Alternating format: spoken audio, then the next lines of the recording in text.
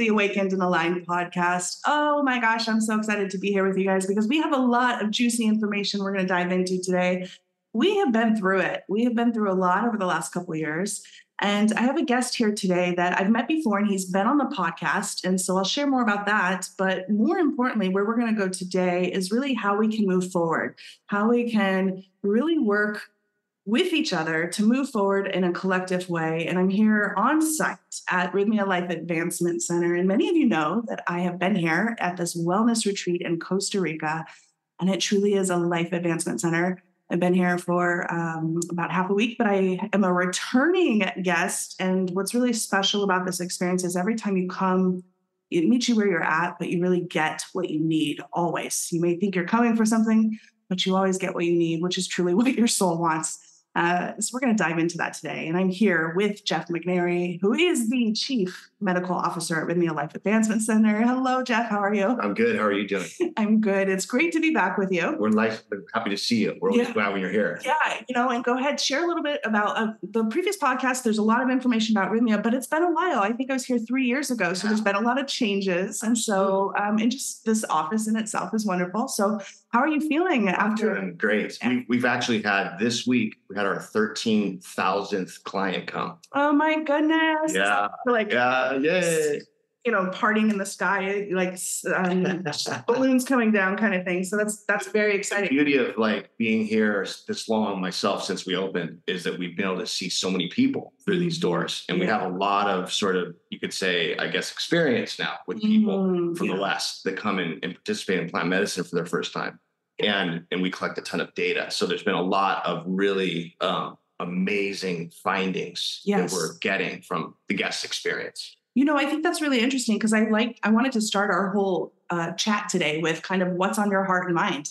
And instead of sometimes me just interjecting these questions and it guides us, that feels like a really great place to start. But for you, there's a lot of good data points. Yeah. Can you share more about that? Yeah. Well, I think what happens in the Western medical model that I was trained in at UCLA and other graduate schools in California is, it's kind of more of a disease model, meaning that we're going to treat your symptoms. We're going to make sure that you're not suicidal. We're going to make sure that you're not relapsing. All of those things are good to help stabilize people. So the Western model is great at stabilizing, but it's not so great at digging down and figuring out what's driving the addiction, what's driving the anxiety or the depression, what unresolved trauma history is affecting your life. And that type of work requires, in the Western model, a lot of therapy, usually meds, sometimes inpatient admissions to whether it's hospitals or programs or rehabs or whatever. Mm-hmm. And it's really expensive. Most people can't afford it. Insurance is really difficult with it. So it's just not a great healing model, Yeah. And the community that sometimes, they say, well, go to your church or go to your family or go to your community for help. The communities aren't always well equipped for that, and they're not trained in that. So basically people that have anxiety, trauma, depression, and addiction, they're kind of hanging out to dry. Yeah. And so what I've seen with this modality, with Rythmia, and the way that we approach all of those issues is real healing. And I've seen people completely change their lives for the better. Yeah. So it's really incredible. Yeah. I love that you touch on that because I wanted to talk about the traditional medical community. Obviously, it has its place, but I've been through a health journey this year as well. I was diagnosed with fibromyalgia, interesting enough, and I felt very gaslit by the doctors. I was cycling in and out, and it pulled me into a really dark place. And it wasn't until I started going inward again and realizing that there's a root cause to all this. Definitely. And when I went into the doctor, I remember her sharing, okay, well, this is official. You have fibromyalgia. This is a forever thing for you, which is like a chronic pain. And the next time I went into the rheumatologist, after doing work here and really focusing on the inner work and all of what you're sharing with plant medicine, she was like, wow, you're a case study.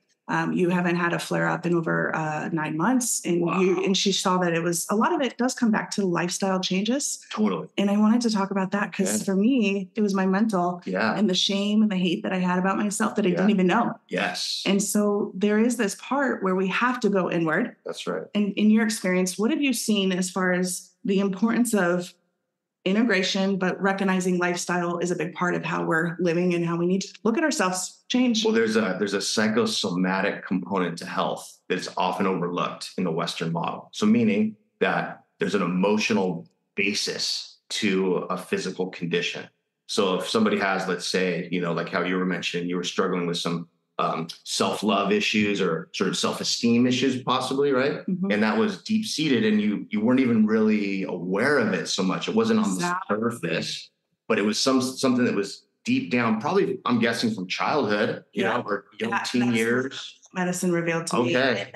In last night's ceremony, I actually revealed it's generational, ancestral. Yeah. And it was so healing to see that it was mother, grandmother, like the lineage of shame of being a woman. Yeah. And I was like, free. I'm free now, though. You broke the chain. I did. That's beautiful. But for people who maybe haven't done plant medicine. What we're noticing, not only here at Rythmia, but just in science in general, that it's shifting a lot, which is good. And it's looking at more of the mind, body, spirit component to healthcare. So one study that I've been looking at that's currently undergoing right now in the UK, it's looking at the Sigmar-1 gene, which we all have, and the effects that ayahuasca is having on that gene in your DNA sequencing. And so what that means, there's a concept that's getting momentum lately called epigenetics. Yeah. And that's been around for a while, but not with plant medicine. It's been for other things. And what I found out by looking at the literature is that epigenetics refers to the way that you code for your DNA to create proteins and hormones and neurochemicals can be adjusted, and you can heal the coding process. Meaning, if something's problematic and you're coding for it, so let's say, fibromyalgia, you can address that by having a mindful intention that you want to heal that. Yes. And the literature shows that meditation is like a really big helpful tool in that. And I know Dr. Joe Dispenza uses a lot of that sort of protocol to help his people overcome physical ailments. But what's nice about this study that I was looking at is that Sigmar-1 gene has to do with how we store traumatic memories. And ayahuasca, when you drink it and you have an intention to unearth or resolve emotional trauma or ancestral issues, lineage things, it can fix it, which is crazy. Yeah. And I was shocked by that because I studied genetics at UCLA. I had a bunch of genetics classes, and they never taught me that, you can mindfully methylate your DNA strand to have stop proteins and histones, create something. And I'm talking a bunch of crazy babble right now, but ways to adjust the sequencing, and you can become healthier by having that intention. Yeah. So the good news is that the literature and science is starting to look at these alternatives. Yes. Because I think what's happening in the world is that people are getting fed up with hitting dead ends in healthcare. And whether that's with cancer, whether that's with autoimmune disorders, whether that's with these conditions that doctors really don't understand completely, like fibromyalgia, they don't really understand it. It's something that's kind of like, well, we think there's a theme of physical results here, so we're going to give it this label. And it's accurate, I guess, in the way they define it, right? Yeah, but what we've seen at Rythmia is when you bring up the historical emotional pain from whether it's ancestral, whether it's from childhood trauma, whether it's being abandoned. Like when I grew up in Los Angeles, I grew up in a really rough neighborhood, and I had a lot of emotional trauma, not from my family, but from my neighborhood. And I was able to work on that in plant medicine sessions and have those emotions surface. Because when the amygdala part of the brain opens up during a plant medicine session, it creates this neuron plasticity that allows the understanding to occur in the prefrontal cortex of what this emotion is based in. So if I don't even remember, that event was scary or that event was traumatic, or I kind of like just forgot about it or I blocked it, what this process will allow you to do is bring those emotions forward. And then you can say, oh, I see. That's why I have these self-esteem issues. That's why I don't trust women or don't trust men or don't trust adults or whatever it might be. And I see that was from childhood, and now I'm going to feel that emotion. Yes. And so that's why a plant medicine session is a little, there's a lot of emotions flying around. There's people crying. There's people laughing.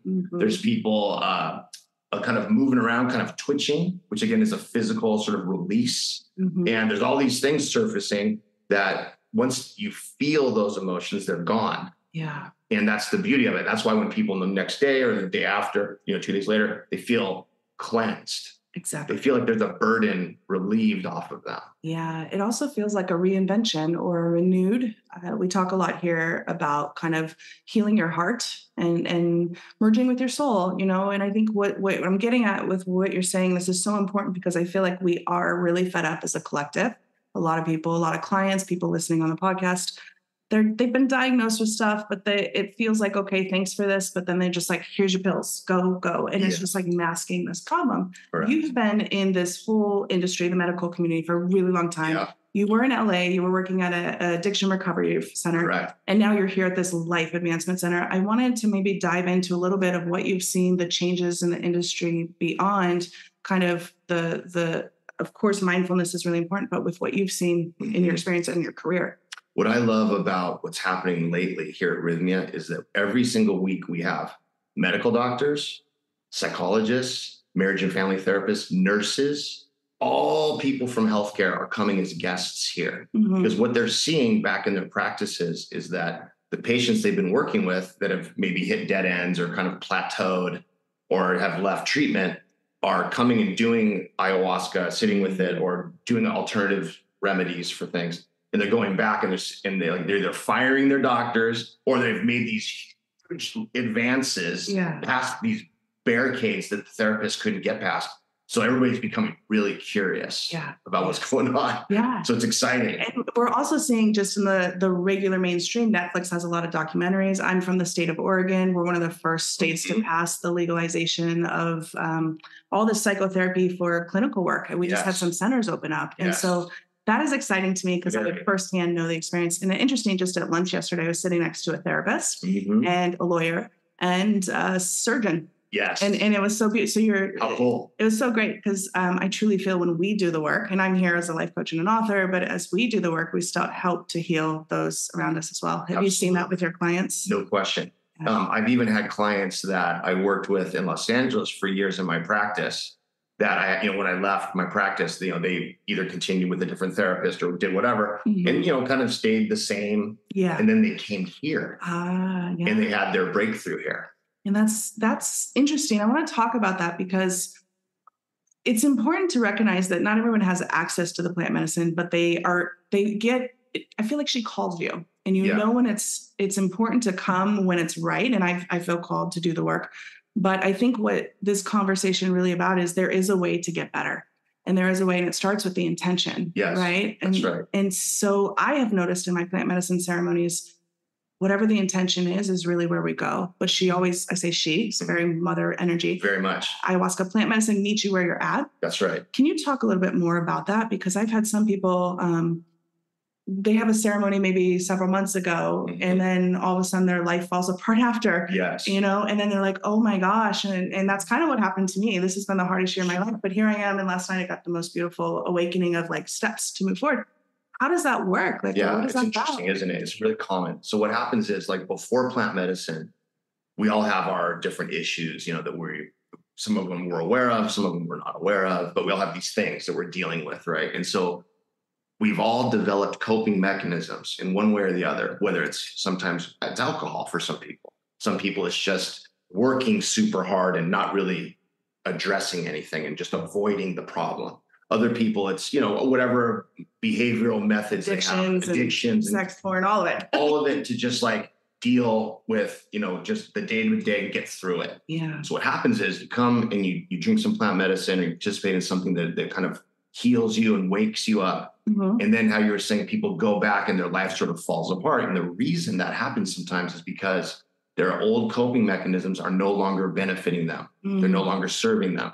The addiction, the alcohol, the porn, the avoidance, the workaholic, all of a sudden that's not resonating with them because now they know why they felt that way. Yeah. So the problem is that people haven't developed tools to integrate into their life. They're not following a daily practice. They're not shifting their behavior to build on new healthy coping mechanisms. So that's what I see a lot happening with places that there's a lot of places in the world where you just go and drink medicine, then it's over and then go home. Yes. So that's not what we do, right? As you know, like we have people drink medicine, but they have a lot of preparation beforehand. all week long. There's classes, there's integration classes, there's medical staff, there's psychological staff. There's a ton of people that are here to kind of troubleshoot what might be going on. Yes. Just yesterday, I met with a bunch of guests that were here that were confused about things and unsure like what it all meant. So we sat down and I didn't tell them what it meant. I didn't interpret it for them, but I helped them feel empowered to make those decisions themselves. So I think that is the reason why, currently the Western model, when people go and do these things, they go back home, they don't know what to do next. Exactly. That's the issue. Yeah. You touched on something so brilliant right there. You said it helps them feel empowered. That is the shift I feel we're moving into collectively. That is the way forward. It's the only way. Yes. And that's why healing centers like this work. That's right. But then there's the medical system that makes you dependent on it or reliant. And that's kind of the shift. As far as energy wise, I want to kind of touch into what we've been through over the last couple of years. Feels like a collective trauma. Yes. There's a lot that has come with that. Definitely. People really having to look at themselves, and some are flailing, some are going deeper into addictions, but also I see a massive wake up of us almost on a spiritual level coming into that empowerment. Yes. What have you seen in the medical world, in this healing in Costa Rica, your experience? It's really divided the world, and people have either kind of given in to the collapse and the trauma, and it's kind of re-traumatized and kind of kept people back. There's a lot of people that are in that space for various reasons, not to judge them necessarily, right? But there's people that maybe don't have the vision with themselves to move forward. So it's kind of really hurt them. Then there's the other people who are like, wow, this pandemic, this sort of shift that I'm noticing really gave me time to stop what I'm doing, think about where I'm at, and then make conscious decisions to move forward. So that's the empowerment factor that I see a lot. And that's what's happening here every week. Yes. And when I trained in my career, I think probably the biggest turning point for me wasn't necessarily when I was at that rehab in Malibu. That was a big, important part of my career. But even more so was when I was working for the Department of Health in Hawaii. And I was assigned Native Hawaiian families to work with on mental health issues. And what the modalities that I was being given as treatment plans to work with the Native Hawaiians were not relevant to them culturally. It was not resonating with them. And so I started looking at different alternative data and research to see like, well, how can I help indigenous populations move past these Western problems, which were addiction and anxiety and trauma and things like that, which are considered a little bit more Western sort of in the framework of what they are. And so what I saw was boosting self-esteem, determining, getting a really strong sense of self and feeling, which leads to empowerment. And in Hawaii, they call it onipa'a, which means empowerment and sovereignty and independence. That, if you can find that in yourself, then the health behaviors improve dramatically. So that's where I was like, the way the Western model is doing this is wrong in the second phase of medicine. The first phase being stabilization, troubleshooting, diagnosis. That's an important stage. And it's very important. And I think the Western model is good at that. But then the second stage, healing it, resolving it, fixing it, not so good. Getting back to wholeness is the option, not being dependent and stuck there. I love that. And that's when I decided I want to get my doctorate in psychology, because before that I just had a master's in public health. And so that was the turning point. I saw, okay, self-esteem, empowerment, clear decision-making, feeling confident about who you are as an individual is all super important. And what's wild right now that's happening that I'm noticing, and I've been in Costa Rica 8 years, almost 10, if I count the first 2 years. What I'm noticing because I'm not in the Western world right now so much, I'm noticing that they're trying to make people not be empowered. Yes. They're trying to make people not be independent. They're trying to make people rely on external sources of whatever, whether it's government or doctors or, whatever it might be. Yeah. And that way, in a capitalist sort of society, works for the economy, I guess, but it doesn't work in the individual healing that's needed. So that's what I really love, is that here we are actually working on the individual and we're helping empower the individual. Yeah, that touches and highlights all of it, puts it in this beautiful package, because I think it comes back down to that. And you started by saying there's a lot of separation. Yes. And I feel like that is the separation. It's kind of reliant on outside world versus learning to trust the inside. And I feel like what we've been through has given us an opportunity to go in. We come to places like this to go in. But when it comes to, I guess, let's talk about trauma for a moment. And I have many clients who have suffered trauma, or they're starting to recognize they've been in abusive situations from narcissistic abuse. Yeah. It feels to me like narcissism in itself is just all over. And, Yes. and it almost feels like there's either more narcissists now, or it was a disorder it's a real disorder. Some people are just throwing, oh, my ex is a narcissist. But it really is a real thing. And you've worked with narcissists. Yeah. And I wanted to know, the first question is, can people change? Well, in the personality disorder categories of the DSM-4, now we're in the DSM-5, which they've shifted the way that's looked at, but there still are considered these personality disorders. And personality disorders mean, in the Western model, that that's who you are. You can't change it. So there's a narcissistic personality disorder. And so that is believed to not be curable. I have seen the opposite. I've seen it be curable. Not only that, I've seen borderline personality disorder, obsessive compulsive personality disorder, avoidant, dependent, all of these personality disorders that are considered, that's the way you are. You got to just manage it. Yes. Usually there's meds involved. There's a lot of therapy. You have to kind of just like white knuckle your life. I don't believe in that. I used to. Yeah. But not anymore. That's why I'm loving talking to you, because that shows the growth too and what you've seen. So the difference would be this. So a person that has like narcissism and that's diagnosed with that in therapy or wherever, right? Mm-hmm. That's an ego dystonic versus egosyntonic position, meaning that I feel, when I'm not in the healing place, I feel that the world is, the way I'm seeing the world is accurate for everybody. I view the world one way, and that's just the way the world is. And that's not realistic. Mm-hmm. It's probably more realistic to think, well, I'm somebody that sees the world a certain way, but you might see the world a different way. And we can have different sort of ways of engaging. And that's normal because you're an individual and I'm an individual. But personality disordered people don't see the world like that. They see the world as one way through one lens. And that's where the problems arise. Mm-hmm. And so the healing of that is getting the person to see that their view isn't the world view. And that's really challenging. There has been no way to do that in therapy. That's why they consider it uncurable. So what happens under plant medicine influence is that you become your own therapist. Yes. You do your own therapy with you. Yes. It's almost like you can be in an office and you're sitting, your spiritual self is in the chair, and that's the doc. Yep. And you're talking to yourself and you're counseling yourself. So you step outside of yourself. Yeah, and you truly see who you are. And that's the beauty of what this is. So we've got a lot of, this one woman in particular came here, and she herself had a history of borderline personality disorder, but she had really worked on it really well and had kind of, got past most of it. And she was trained, I think she was maybe an MFT. And she had a facility that had borderline people come and inpatient. It was like this really cool program.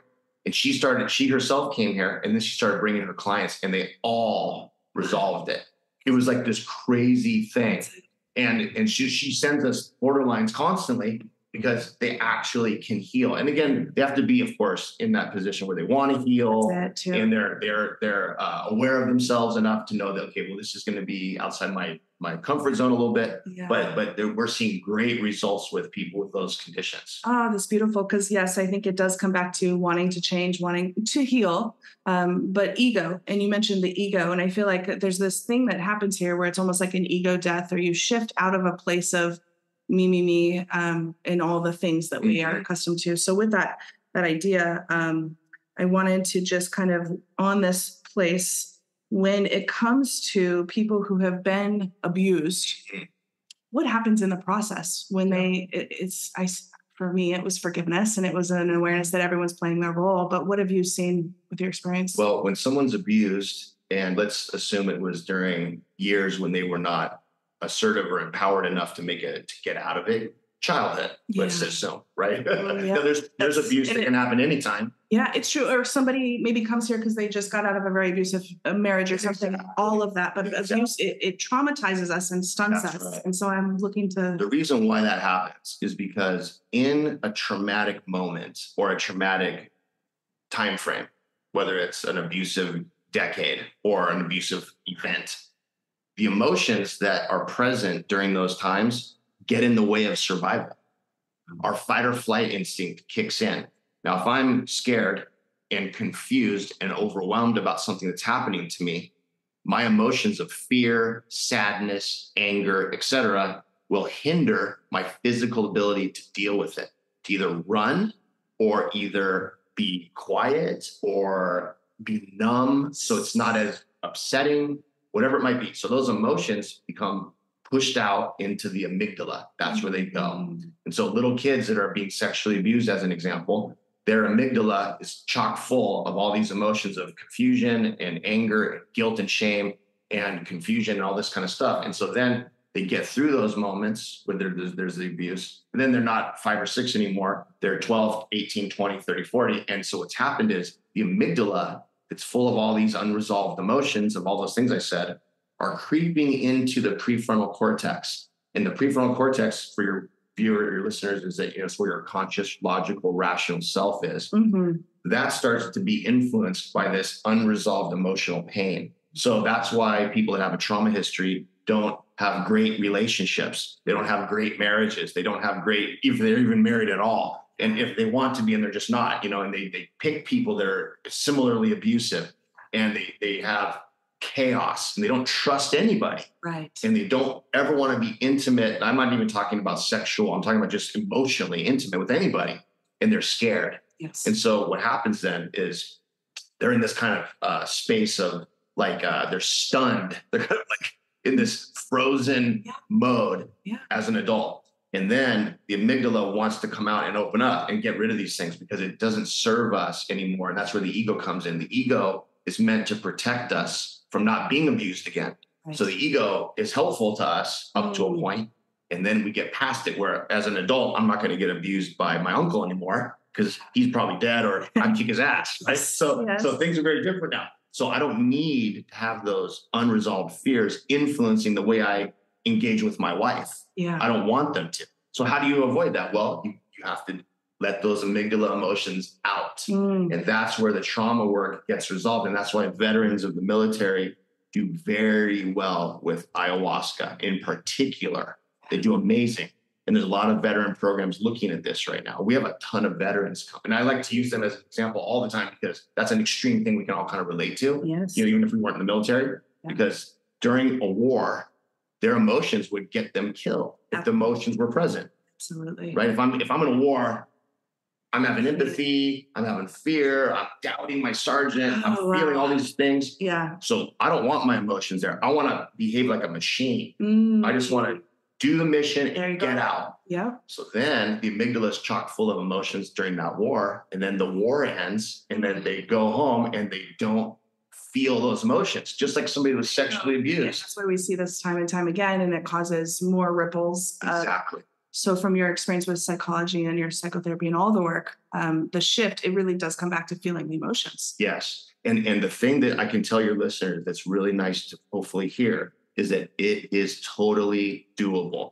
You can handle it. It is. Because everybody gets scared. I don't want to feel those emotions. They're so overwhelming. I've been avoiding them my whole life. I can't feel them.